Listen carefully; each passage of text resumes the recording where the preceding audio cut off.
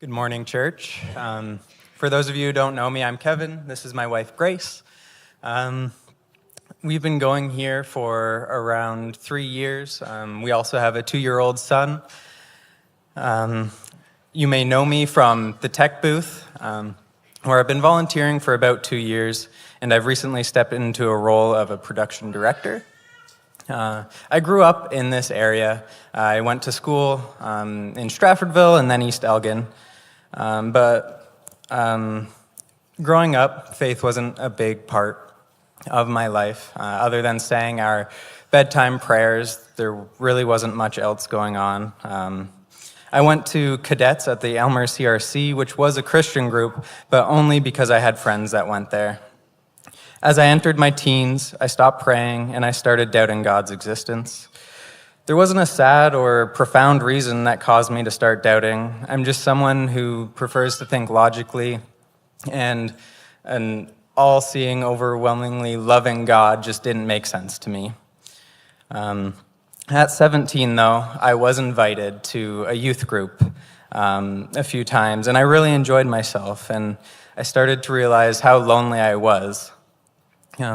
But then I had the chance to go to Freshwind Youth Conference at Catch the Fire Church, where an altar call there changed my life. A stranger prayed over me and made me feel more known than I ever had in my entire life. At that moment, I could no longer doubt the existence of God. It wasn't a coincidence or luck. It was the Lord speaking into my life, and I haven't looked back since. Fast forward to today, I've experienced the Lord's tangible strength as He upheld us while my wife and I struggled to start our family, and when we each mourned the loss of a parent, He was there. Even though I was mad and fighting with Him, He still was there with me, guiding us through our grief. Without the Lord, my life would be very different, and I thank Him every day for the life I get to have because of Him.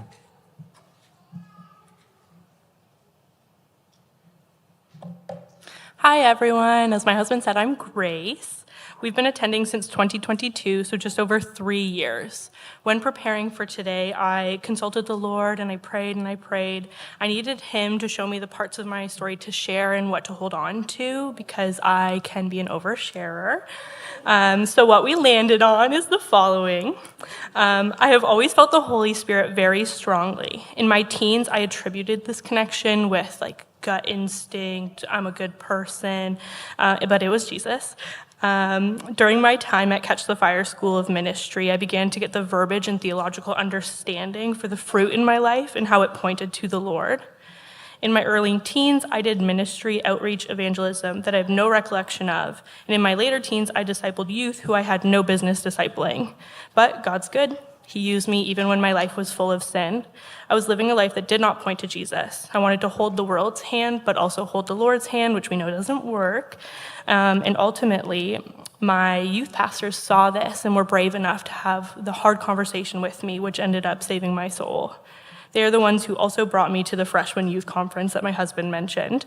I went there a few years in a row, and it's where I ultimately gave my life to Christ. And this conference was on the campus of Catch the Fire School of Ministry, which I ended up attending years later.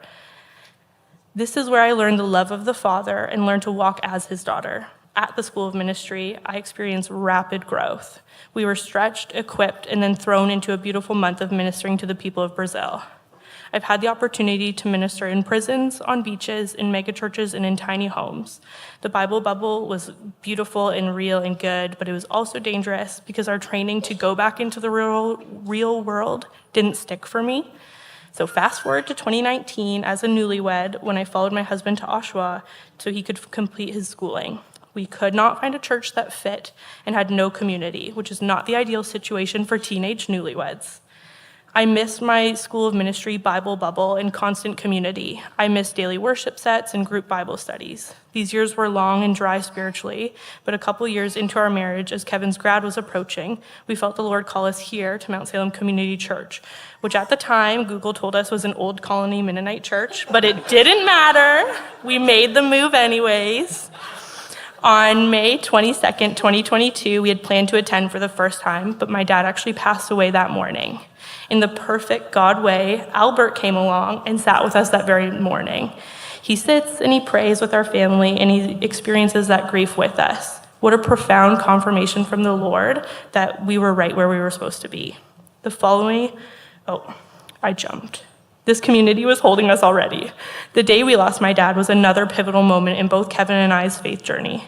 My dad passed in the night, and when we all parted ways later that day to rest, we felt called to worship instead of napping.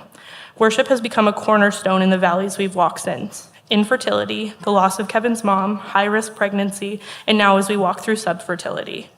1 week after that initial loss, we walked through these doors and we were home. That day I met lifelong community who have since helped to bring that Bible bubble that I loved so much back to my life. We had people to pray with us through our infertility journey, praise with us when God gave us Roman, who is now 2 years old and a medical miracle beyond our wildest comprehension. You were there to grieve with us when we lost my mother-in-law and champion me as I now run a small women's ministry. We believe God didn't send us here by accident, and his intentionality has been a gift. We're very thankful to become members here.